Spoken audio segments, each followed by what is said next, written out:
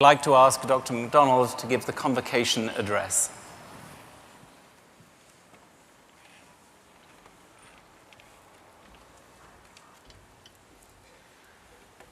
Mr. Vice-Chancellor, Madam Provost, members of the graduating class, distinguished guests, ladies and gentlemen. I have attended many convocation ceremonies in my life. This is the first one I have ever attended that began with a tour of the building. A nice touch. I'm absolutely delighted and honored to present the convocation address this afternoon. Although I must tell you at the outset that I found it to be a somewhat daunting task. Now that I'm retired, I don't get many opportunities to speak in public, unless you count reading Dr. Seuss or Bob the Builder to our grandchildren. And my usual style has always been far from ceremonial. Yet, one cannot help but be moved by the symbolism, formality, and traditions of the day. Convocation is a calling together. It is a time to celebrate the achievements of you who will shortly become the newest graduates of the University of Guelph. Qualifying for a degree at this famous university is indeed a very significant achievement.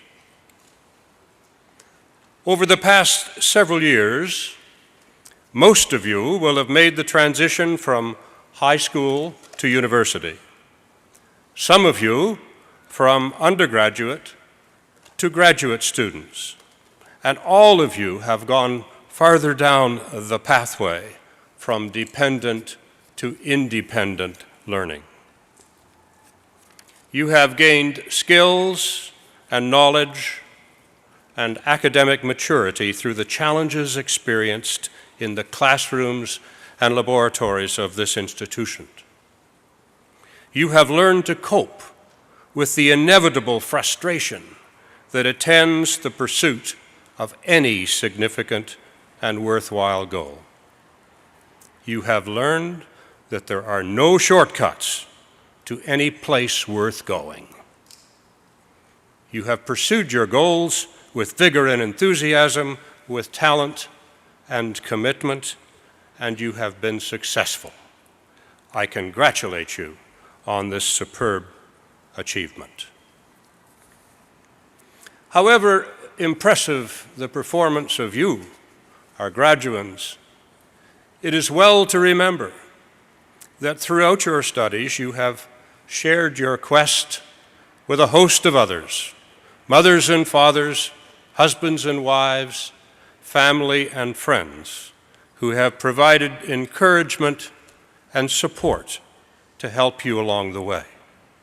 May I pay a special tribute to all of you who have contributed so much, perhaps silently and behind the scenes, to make this day possible. You have earned the right to be proud and to savor this moment of joy and happiness.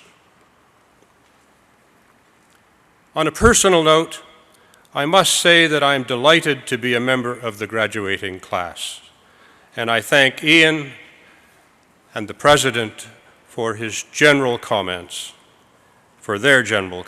and the University for the bestowing of the degree. I express my gratitude to all of those who have helped me throughout my career.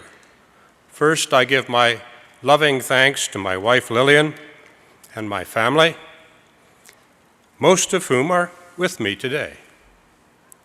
I also acknowledge our many friends in Guelph, including all of those with whom I worked while at the University of Guelph, and I'm so delighted to see so many of you here today.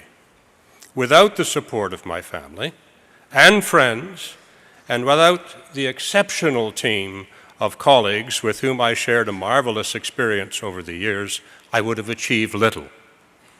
I share the honor given in my name with all of them.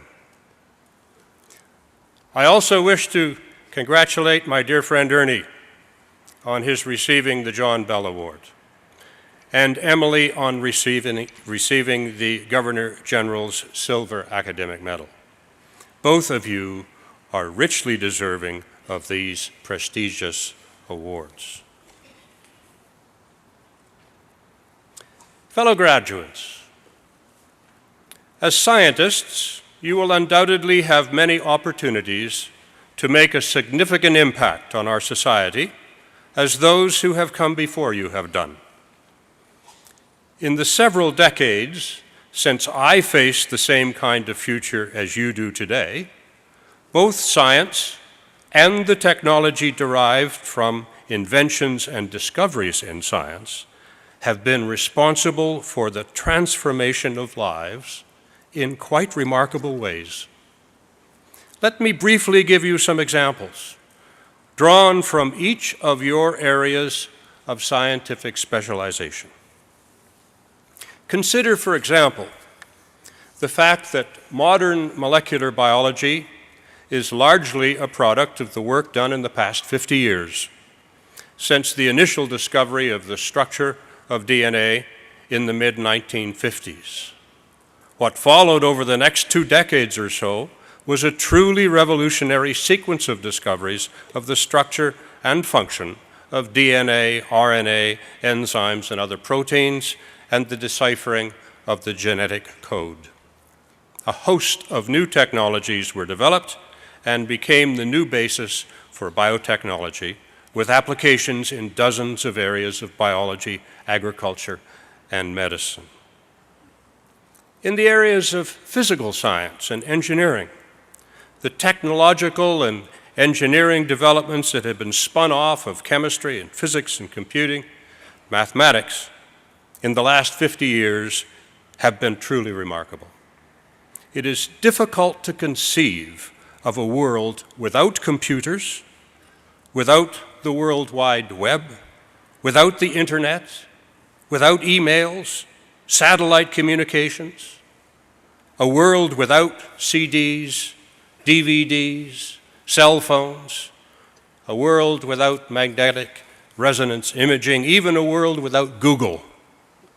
Yet all of these, and much, much more, have been developed in my scientific lifetime.